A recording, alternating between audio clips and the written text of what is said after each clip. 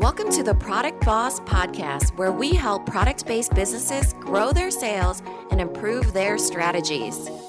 Hey everyone, I want to introduce you to my co-host and biz bestie, Mina Kunlo-Sitep, an Amazon guru that has built a multi-six-figure product-based business. And introducing the other half of the Product Boss, Jacqueline Snyder. She has helped launch and grow over 500 fashion apparel and accessory brands, even one of her own. And together, we share our inventory of secret weapons that will help you dig deep and do the work it takes. Are you ready? Let's build together. Hey, everybody, and welcome back to another episode of the Product Boss Podcast. I'm your host, Jacqueline Snyder, with my inspiring co-host, Mina Kunlo-Sitep. Hey, Mina. Hey, Jacqueline. So today we are really excited to have this really special episode for you guys. We get a ton of questions from our community and from our students on how to get more email subscribers for a product-based business. And today we are going to dig into some tips and tricks to build your list and get more email subscribers. Yes, your wishes have been granted. Jacqueline has been hounding me like a crazy person to do this episode. Since we do have a really popular episode, it's called The 3 Emails Every Product-Based Business Should Have. And I'll link that in the show notes. But since then, she's been really wanting to talk about email. So you guys are in luck today. Right. But first, I want to thank all of you that have left us a review on iTunes. This helps our podcast become more discoverable and reach more people that need help and will benefit from the information that we share here. So thank you to all of you that have left a review. And I'd also like to thank Libra Style TV, who left this incredible review. It says, I sit at my desk 5 days a week, binging you ladies all day. You are my music. I always have my notebook and planner open and ready to take notes. The message and the guests that you have give me so much motivation and inspiration. I know without a doubt that when I get to walk out of that building for good, a huge part of it will be attributed to everything that I have learned through you ladies. Thank you. Well, thank you, Libra Style TV. What a beautiful and incredible review for us. I mean, I can't even imagine that we would have that much impact. And it just makes us feel so humbled and honored and all the things. So thank you for leaving that for us. And if you're listening to this episode, Libra Style TV, go ahead and DM us at The Product Boss. We would love to hear from you and thank you on there. And for any of you that have been thinking of leaving us a positive review, it will really help us and let us know who you are. We'd love to shout you out if you want to hear your name on the podcast. But past that, let's dive into how to get more email subscribers for your product-based business. Yeah. Like I said, Jacqueline's been hounding me to talk about this topic. She's been loving chatting about email, talking about email, different types of emails, segmenting email. I mean, know why? Do you because know people why? have been asking us. I have no idea. Well, people have been asking us, but we also created this really special product in a year of content. So we have a yearofcontent.com and where we've helped everybody come up with content to send to their email list or to use on social media. So if you haven't downloaded that already, head over to a yearofcontent.com. But that's because I've been leaning so hard into emails and the types of emails that product-based businesses need. And as much as I've been kind of sharing that with our students and sharing that with our community, the other follow-up to that is like, that's all well and good, Jacqueline, but what if I don't have a list? Or what if my list is small? Or how do I grow my list? And that's why I've been hounding you. Yes. And you know what? For good reason, because everybody should be thinking about their email list. It's something that's so, like we get that question all the time, like what should be my key performance indicators or my KPIs? Your email should be in there because it's so important as small businesses that we, in every checklist that we do, whether it be marketing or public relations or getting onto other people's platforms, we should, that little checklist of how do I get people's emails should be considered in every single one of those actions. Absolutely. So if you guys are ready to dive in, let's talk about those tips and places in which you can build your email subscribers. So first place, which is usually sometimes the easiest for some of you, is in person, right? Yeah, super important because we get that question all the time from people who are doing trade shows or going to local farmers markets or gift marts. What should I be doing to prepare? And this is a big one. Figure Mhm. out how you're going to capture emails. Now, don't get caught up in the way you're going to capture the emails, right? We had one of our students tell us that she used like a text me to join my email list. Not a ton of people did it. It was too many action steps. So our number one advice to her was like, take a pen, some paper, maybe pre-printed with join our email list, with like a place for name and email, and hand them that pen and a clipboard or whatever they do and have them just write down their email list, our email addresses. I've even had pushback from one of my clients that are like, well, what if I can't read their email address? That's okay. Like, it's easier for people to go pen to paper than to even sometimes type on an iPad or text you. Let's just make it super simple for them. Yeah, people don't love the iPad because it's just like when you go to the doctor's office and you're like, oh, this is going to take 15 minutes, you know? I really feel that way too. It is true. I just had to do this the other day. And even when I had to do a spa check-in, I was like, oh, this iPad again, you know? So it is where it's just easier. I would say that if you have trouble reading their email, you can totally just ask them, right? Or say, I have it written, please print clearly or something. Right. So several of our masterminders right now and students in our groups have asked this question. I mean, it really has come up a lot right now, maybe because we're in show season, but they've said, how do I prep for this trade show? And whether the trade show is business to business or business to consumer, one of the things we say is we'll have a way to capture their email addresses. And so one of our students who's going to another trade show, who had an amazing trade show with some of this advice we'd given her, said, well, what should I do different? And we're like, it was such a good trade show for you. Rinse, wash, repeat, wash, rinse, repeat.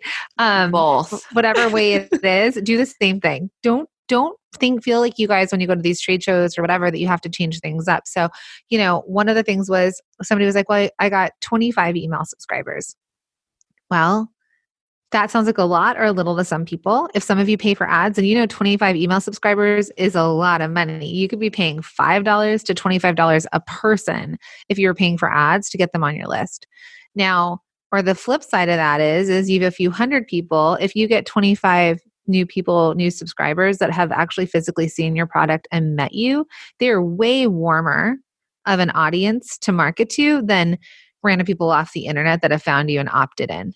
Right, because they've already met you. We've had people who do like farmers markets, and they get up to like 100 people, which is a lot. Because farmers markets booths aren't crazy expensive like these industry booths. The industry and the like specific to business or business to consumer. Those giant ones that are like $3, $4, $5, $6, $7, $10,000, and they're still walking away with emails. So it's a great way to, like, if you could just do it while you're there, it's a great way to just get those leads. I mean, that's worth every penny if you just walk away with no sales, but you get emails. 100%. Because for all of you that are just starting out, or maybe you're selling on a platform where you've never needed to have an email list, 25 people that you don't know are 25 more people for you to be in front of. And so that number, whatever it is, again, like Mina said, the value of just meeting these people and capturing their email list or emails onto your email list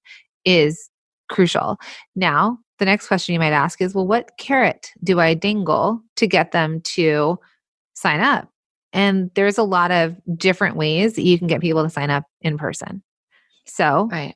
One of the ways is that you can have a giveaway. Like you can have a special giveaway that you have there. There's examples of people that have given away something that's really cool, like an electronic or something big that has nothing to do with their product or their business. And so people will opt in just because they want to win it, right? You're like, win a flat screen TV if you give me your email address while I'm selling you kids' clothes. They're like every one of their moms going to try and win the flat screen TV. Now, the vice versa is if you're like, win this like gift basket of a whole bunch of our products in your kid's size, and like you have it all rolled up and displayed. If you give us your email address, that's one way. Or enter to win $100 gift card to our website to use if you give us your email address. That's more relevant, right? Because if they like your product, they're going their email address and they're already sort of warmed up or they're your right customer. Yeah. I mean, they're vetted, right? So you're probably not going to get like a whole, like 1,000 terrible leads is not better than 10 good leads. You know what I mean? Like the flat screen TV, they might not even give a, anything, like they might not even care about your product. At least if you have something that aligns with your product or has to do with your business or a giveaway, you won't get as many people, but you'll get people who actually care. Right. So what I want you guys to do is you think about that carrot. What are you dangling? So it could be, if you give us your email address, you can get a free sticker at the show. You can get 5% off your order. If you tag us on Instagram, get 10% off your order. You can give them these different things that they do to get a discount with you, or to be entered to win, like a raffle of some sort. And so you want like a clear messaging or clear sign kind of next to where they're going to sign up, just in case you're busy with another customer and they walk up and they see this thing that's like enter to win X, leave your email address, and then on there say like you're signing up for our email list by giving us your email address. Right. So I think go ahead. No, I was going to say they need some incentive, right? Gone are the days where it's like, hey, can you just put your email here and get nothing and you'll just get emails from us? Sign up for a newsletter, know? And see, and when people walk by or they're looking at it, they're asking you a question, say, make sure to sign up for our email list. We're doing this amazing giveaway of this, because also you can have all these flashing lights around it and a huge display with signs and arrows pointing, and they still won't see it. Mm-hmm. So sometimes you have to visually or audibly tell them, make sure to sign up for that. Also, if there's any transactions happening, try and capture that email address too. Like if you're doing it in person and someone's handing you cash or something, try and get their email address and say, with like I'd love to send you a coupon in the mail, and then you could purchase online if you don't buy from me in person, kind of thing. Right. So that's number one. Mm-hmm. Whenever you guys go anywhere in person, if you guys can hear our voices in your head, get emails, right? Yes. Get their emails. Think of it. Jacqueline always says it's an exchange. They can't leave. They can't come in and look at your stuff. Yeah. They can't come in and look in your stuff and then leave without you at least trying to ask them, hey, can I grab your email? So it's a conversation and an exchange. And this is B2B or B2C, but we're right now talking to you guys about growing your general email list. Right. All right. So the second one, which is something that a lot of you probably already know and have subscribed to, are opt-ins. But like there's an email opt-in where you're offering something, that exchange, you're offering something in exchange for their email address. Right. Totally. I mean, it's like the opt-in, that's the name of it, is that they're opting into the email list, right? That they're choosing to sign up for your email list. But there's different opt-ins, and this is where it switches up with product and service, in that it's really important for a product-based business owner to at least have tried the discount, right? Sometimes it works in for certain products, sometimes it doesn't, but you need to at least have tried it, because the expectation of consumers these days is that there will be some sort of discount that's at least given some time of the year. Right. So what we want you guys to think about is that opt-in. So if you have your own website, let's say you have a Shopify website and you have that box that pops up, it says, email address in exchange for 15% off your first order, and to be updated when we have new releases, or to join our VIP membership, or whatever you want it to be or feel in your brand's messaging. That opt-in, the thing that they're opting in for though, is that coupon, that 15% off, that 10% off, that 20% off your first order. And the return is that even if they entered and it goes, thank you. And another thing that people have is, no, I don't like discounts. There's like a way to close the box that says like, no, thanks, I don't like discounts. And it's kind of hard sometimes to press that. So that's why they will be like, yeah. One of them was discounts. Like, no, I don't like saving money. Yeah. So you could be, if you've got a brand that's funny, so pay attention. When you guys are going into new websites, pay attention to the language that they're using in these opt-in boxes. And that's your first way of getting the email address, with an opt-in with a % off. It's expected in e-commerce. We've had a lot of students that are like, I don't want to give them a discount. I think they're going to, expect discounts. Well, my friends, that's the exchange initially. They already are expecting a discount, right? Yeah. If the guy next door, probably the majority of you aren't making anything that's like so innovative that they can't go somewhere else for it. And even if you are, it's so innovative that they have to be convinced that they want it because they have no proof that they want this in their life. So that discount is your first kind of carrot. The second way that you can do an opt-in that's like without a discount, sometimes for a product-based business, is that you can offer something informational or useful to them. This may or may not be in that initial opt-in that pops up on a site, but if you're selling somewhere else, like let's say you're selling on Amazon and you're selling a lunchbox kit, and you might send like a card that says like, go to here for a week full of recipes for lunches for your kids. And they will click, they'll look at that packaging insert. They'll be like, "Ooh, I want recipes for my kids." They'll type in the email, that landing page address, and then it'll be like, grab your, e-cookbook for kids for a week, enter your email here. And they'll enter their email, and then in their inbox, a digital delivery will happen. And that is in support of the product you're selling, right? It's something that your customers aligned with, that you're giving them a free digital download. Right. So in this case, we're kind of morphing into number 3, right? Because you're talking about package inserts. This is literally the more targeted version of like seeing a magazine and referring them to a website, or them getting a direct mail piece in the mail that they get from their mailbox, and then they open it up and they're like, "Oh, I can go here and grab this," right? We're using the idea and we're pushing them from the package that you delivered to them. You were the one who put together that package. And then you're saying, "Hey, go here and you can get this really cool extra thing," right? Of them opting into that. Right. And sometimes people do just do coupons again, honestly. Right. Yeah. So before the packaging part, because that is number 3, as Mina was saying, but before the packaging part, if you want to give another type of opt-in, so the opt-in could be join our VIP list, like Sephora has like the VIB, or right, very important beauty people, insiders. You can have an insider, that's an opt-in, right? Be the first to know, get an extra discount on, like some sort of membership thing without them paying, that's an opt-in.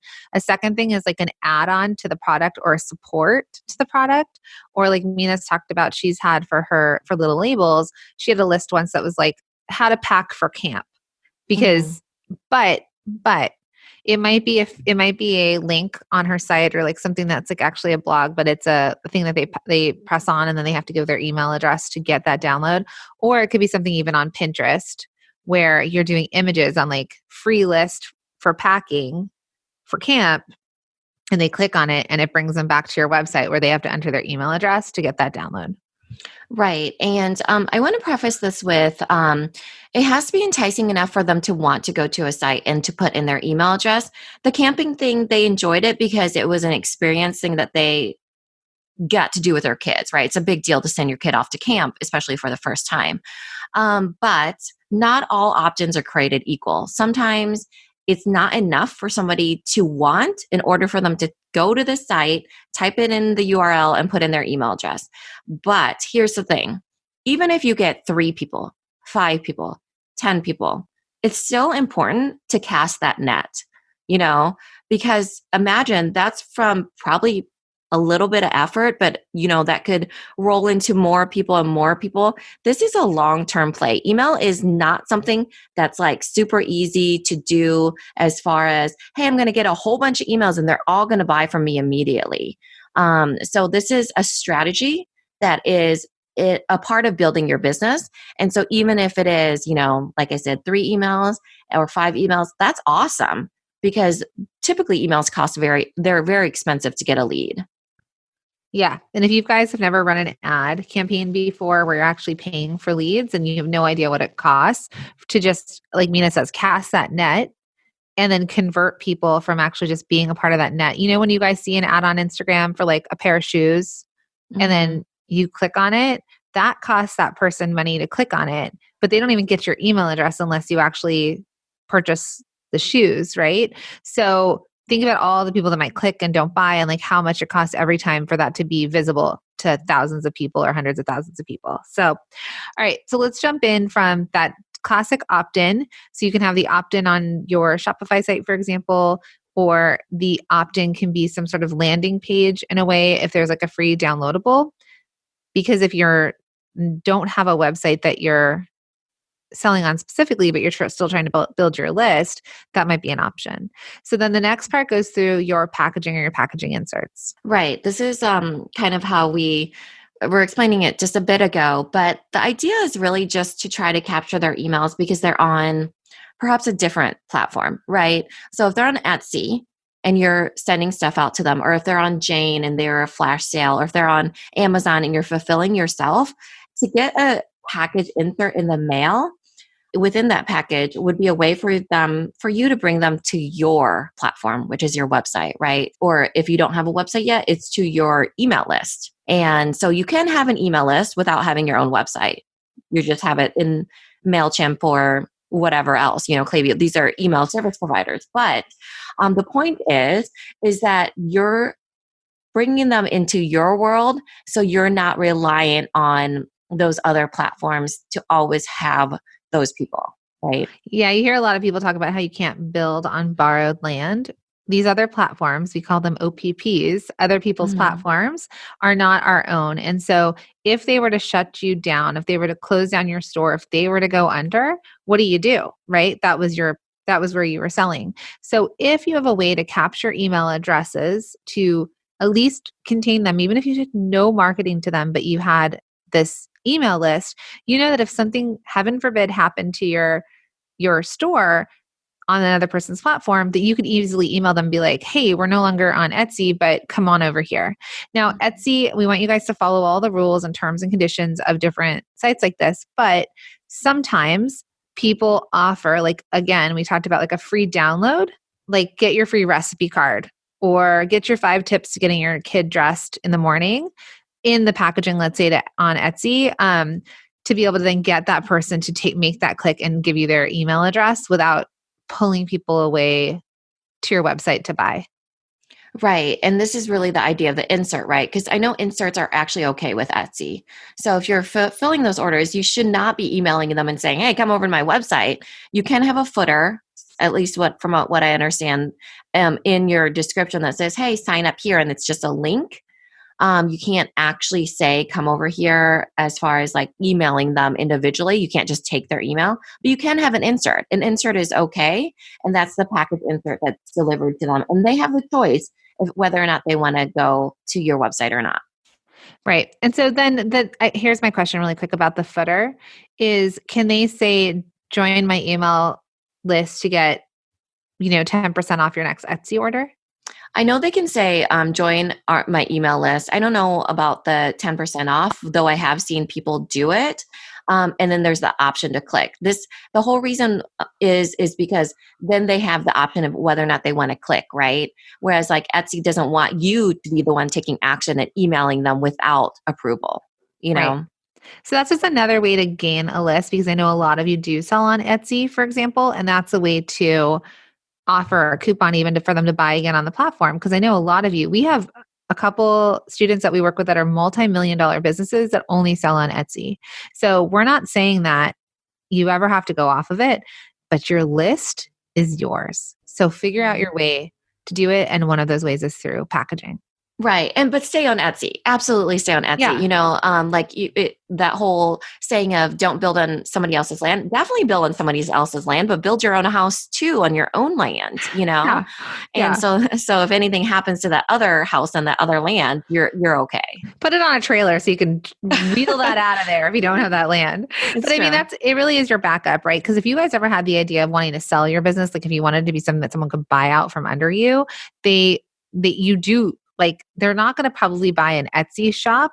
They need to buy something that can stand on its own. So a lot of you, your long-term plan might be that you are on Etsy, but then you might be scaling part of your business to sell on other platforms, right? Like, or to eventually build your own Shopify site.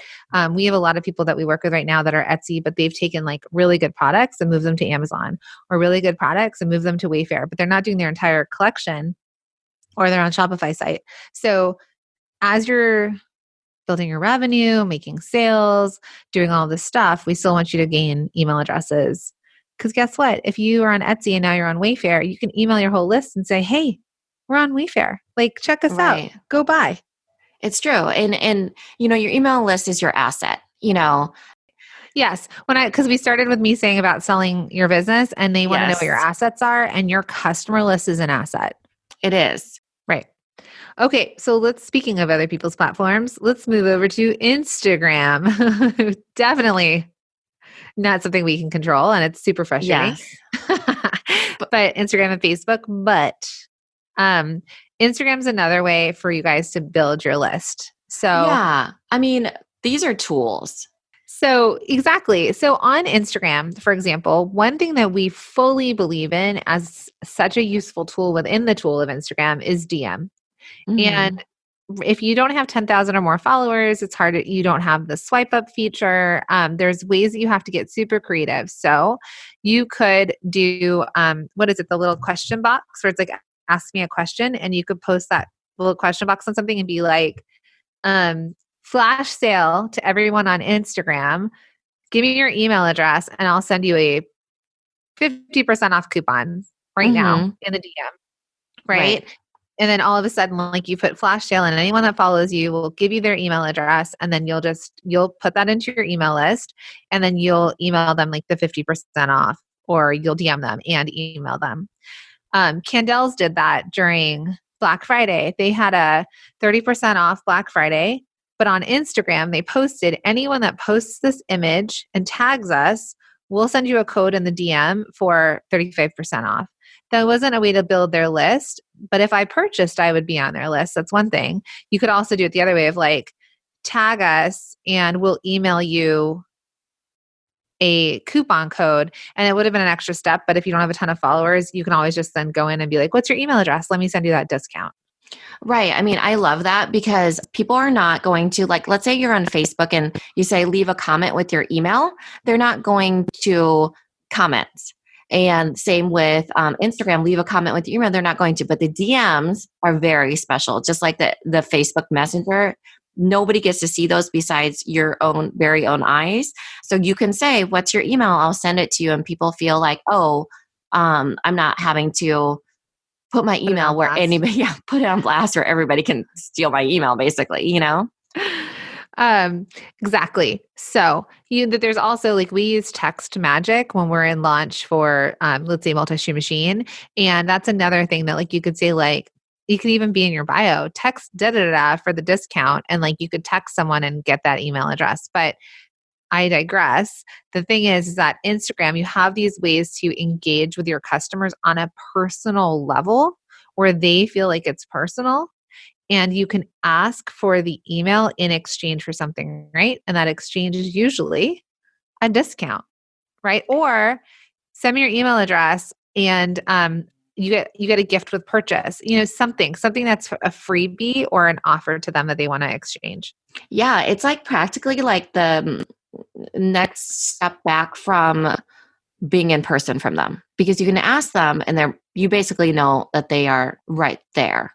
Do you guys even know that if you guys have talked to us on Instagram, please come over. Not hello at the product on Instagram. Mina and I are on there using it. We're asking you questions. We're not actually, her and I don't really collect emails on there because we have that's not part of our strategy, but we're on there chatting with people, leaving them voice messages, sending them videos, having so much interaction in the DM. And we're a service business, so we're coming at this from a service side. But for you guys as product people, there's some really cool ways you can do it. So just get creative and we say, take it to the DM, right? So offer something in exchange for something and collect their email addresses and plug those into your email list. Yeah, I love that idea that you had about, hey, flash sale, send me your email and I'll send you the code right now. Yeah. And where I get inspired from that actually is when Twitter first started. And I always talk about Southwest Airlines because I feel like Southwest was super innovative then. And it was a time that Twitter, and they were some of the first brands on Twitter. Now, we're not saying do this now because Twitter's kind of changed. But it was, if you followed Southwest, they would have flash sales only for Twitter. And it'd be like, any Twitter followers right now, use code X to get X off your flight. Mm-hmm. So you start to create this like loyalty or this idea of like, if I follow you and I'm paying attention to you, I can actually get a discount by following you specifically and engaging with you. Yeah. And that thing, that's because with Twitter, things are happening in real time, right? Where, and then same with Instagram. There's a reason why it's called Instagram, because it's instant, right? Yeah. Whereas like the podcast, 20 weeks later. Well, we have a lot of people that discover us and then go back and binge listen or listen to a lot of them. So it's not always real time unless you are, subscribed and even listening for a while. You guys are, waiting for your podcasts to drop on certain days. So that's Instagram. So let's move over to Instagram stepsister. The redheaded one. We love redheads here. Let's just go to the stepsister. Yes, it is because they are stepsisters. That's right. No, actually, it would be her stepmom. Because it's her stepmom, you're right. Yeah, because Facebook owns. Don't turn off our ads. Yeah, so we're going to Instagram stepmom, who is Facebook. And Facebook has really leaned into Facebook groups lately. Mm-hmm. And we're really loving figuring out how to get people's emails based off of Facebook groups. Right. So not all of you need a Facebook group. And if you're in our Facebook group, there are big communities to manage. It's another place that you have to show up to support a community. But some of you have businesses that 100% could have a Facebook group built around it. Right. And already do. Yeah. So what are some ideas or some product-based businesses that would have a Facebook group? Well, if it's for them to enter, for instance, you could prompt them to put in their email address. Now, to make this all nice and whatever that thingy is, legal, right? Where it's compliant, we have our whole spam policy in that question, So it's like, here's the link to, actually, it's linkable. You can have your link there. It's like www.theproductboss.com/privacy policy or something. I can't remember what ours is specifically, but we say, when you put in your email, you are opting into our newsletter. You can get out at any time. We'll never spam you. Here is a direct link to our privacy policy. And it's a very long question, and it's up to them or not if they put in their email address. So that's the way to enter a group, right? So you can have a locked group that's discoverable, but not everyone can get in unless they answer certain questions. A closed group, right? Is it closed group or secret? Yeah. You don't have to be secret because you may want to be discoverable. Yeah. Yeah. But they have to they have to answer 3 questions and usually need to be reviewed to be accepted. And one of those questions could be, what is your email address to join? But what I was asking you before you jumped into that was, what kind of business could use a Facebook group? Because not everybody, like if you have a candle company, we're not telling you to go create a Facebook group because maybe it's not the thing that you have for your business. This might not be one of the ways that you build your list. But like one of our old students, like she has CBD, she sells CBD oil, and she has a group about like her business CBD, and people join because they want to know the uses of CBD. And so it's like the group is useful in discussion and support around using the CBD oil, right? Yeah, I think the most successful businesses that do well on Facebook groups are the ones that have subcultures to them. Mm-hmm. So for instance, if it's people that are really into dogs, or I know of a company that they sell bento box accessories, and there's a whole subculture that's obsessed with bento boxes, right? So they talk about recipes and lunches and, what they're putting in their bento box, things that are super interesting to them. So I would say those are the best ones that have, for example, there's a lot of clean beauty that's on there. And that's super useful and has a subculture of all these people that want to get into clean beauty. Also, probably vegan people, I would guess. I don't know. Just anybody, really. Right. So again, Facebook groups are another type. We have somebody that sells, they're not flash sales, but they're almost like live QVC, HSN type sales. And they have a Facebook group specifically for that if you're in this group, then you can go live in that group and sell to them, right? I know a lot of LuLaRoe people used to do Facebook groups with videos that they would have like a closed Facebook group, but you had access, like early access to stuff. So depending on who your customer is and like what, like you said, that subculture or culture around it is, there might be a use for a Facebook group. I think yours, when you're mentioning that one, is more like time sensitive, and it's like the HSN and you're showing up for them, and it's the exclusivity. Where like the one that I'm mentioning, for instance, and it's the other fold of that is the interest based, right? People that are interested in a certain thing and you putting out content in a way and making it useful to them.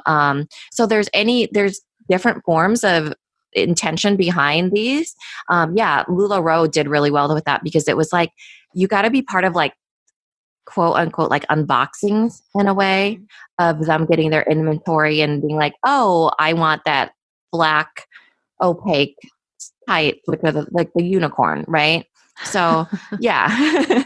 So shout out to LSU who sent me a pair of those back when I first started working with her, like 4 years ago before I even knew what LuLaRoe was. And then I found out that those were unicorns, like the black one. Right. Because all the other ones are like really patterns. So that's where it's like, it is like QVC and HSN, it's time based, and you're getting those people to show up with you time and time again.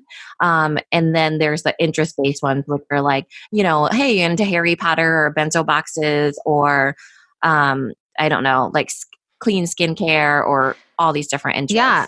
And if you, so there's a couple things here, right? So Facebook is leaning into groups right now. Like that is what, if you guys watched the Super Bowl, there was a Facebook group ad. If you drive through New York City or go through the Lincoln Tunnel as you're leaving New Jersey to go to New York City, there are billboards advertising Facebook groups. So if it is something that you feel like applies to your business, Facebook's telling you that they're helping or wanting people to have groups, and that's what they're encouraging and that's where they're seeing the trend of the platform going. So if it's something that you feel like is applicable to your business, it's another way. And remember that exchange to get into the group, they need to give you their email address, but have your spam policy or your email list policy that they're choosing to opt in. Right. So the final way that we think is an easy way for you guys to get more email subscribers are giveaways. Right. So giveaways are not for everybody. I will tell you that, because giveaways take a bit of work. But sometimes they like hit it out of the park for certain brands, Mm-hmm. So the easy way to do this is there's this one app called KingSumo. The reason why I don't like KingSumo is because it doesn't allow you to capture the first name. You can only capture the email address, but it's free. And you get a landing page and you get your giveaway, and then you promote everything you can about that giveaway on Instagram, on your Facebook group, let's say, or even on your homepage, on your website, or even in person, or whatever it is. And it allows you to give away or to promote a giveaway by having a landing page that's automatically there.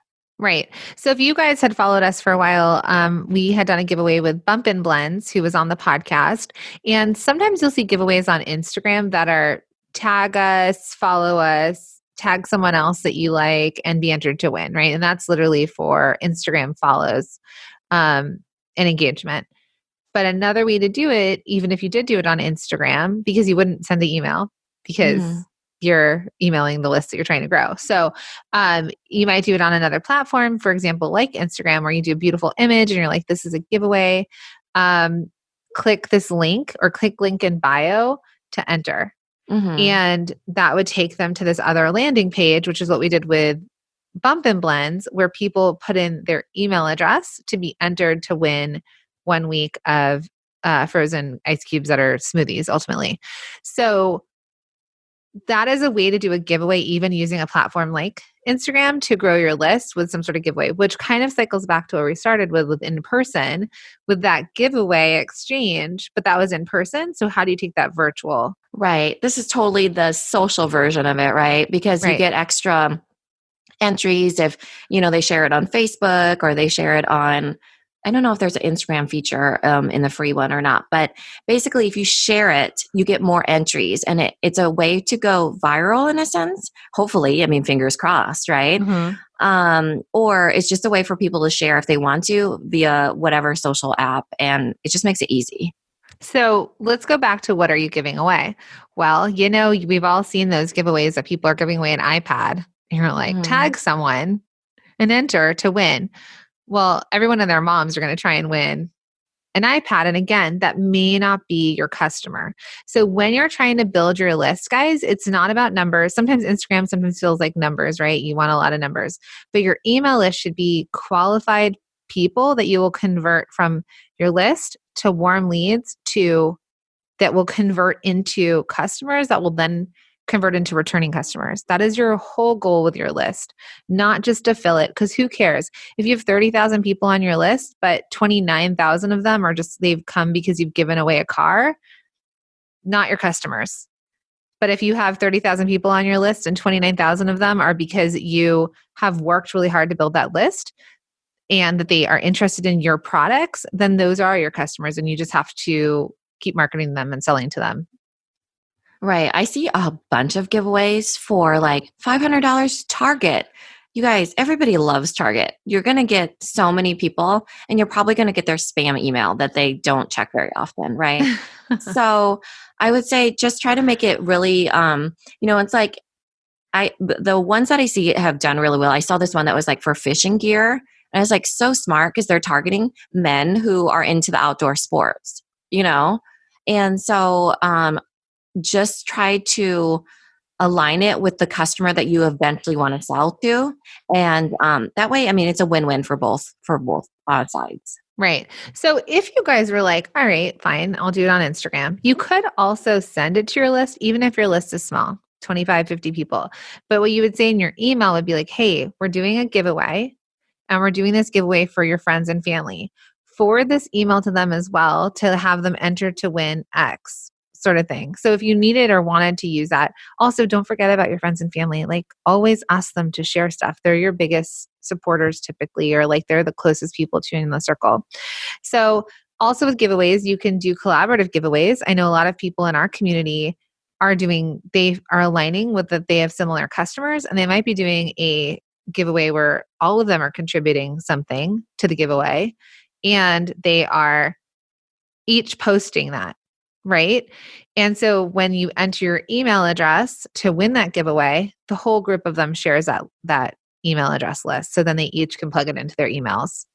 Right. But you have to be sure that person that opted in knew that they were opting into all those people's email lists. Yeah. Mm-hmm. I think that there's some gray area in that now, whereas there wasn't before a couple years ago. Right. So I would say be careful. Know that, they have to know that, like just make it in the disclaimer that's very apparent to read. Otherwise, you could just take that email list and put it into Facebook and retarget those people. It's right. The opt-in part that I want to make sure that it's clear that they know that they're opting in. Yeah. So if they go to that landing page to opt in, on there, you could say you're subscribing to be on our email list for this company, this company, this company, and this company mm-hmm. in order to win. Right. And a lot of times it's like people will say you're subscribing and for all the giveaway partners, and so then they're like, oh, then they see all the logos of all the partners. They know who they are. So if you start to get emails from them, you know why. So that is our way to build your list. And ultimately, I know I've said it a bunch of times, but it's the exchange. So what we want you to think about is what can you offer them in exchange for their email address? Get creative. Think about it. If you're in our community, keep that discussion going. Ask each other what each of you are doing because there's like thousands of product-based businesses in there. And I think that this is on your way to understanding that you need a list. And so no matter what you do when you show up, think of opportunities in which you can continue to build that. Want to hang out with us over on Instagram? We'll see you at The Product Boss on Instagram. Yeah, thanks everybody. This episode is over, but it doesn't have to end. Head over to our Facebook group, search for the Product Boss Biz Community, or the link is also in the show notes. Come connect with other product bosses just like you. We'll see you in there. If you love the Product Boss podcast, we'd love for you to subscribe, share, rate, and give a review on iTunes. Until next time, Product Bosses, let's make it happen.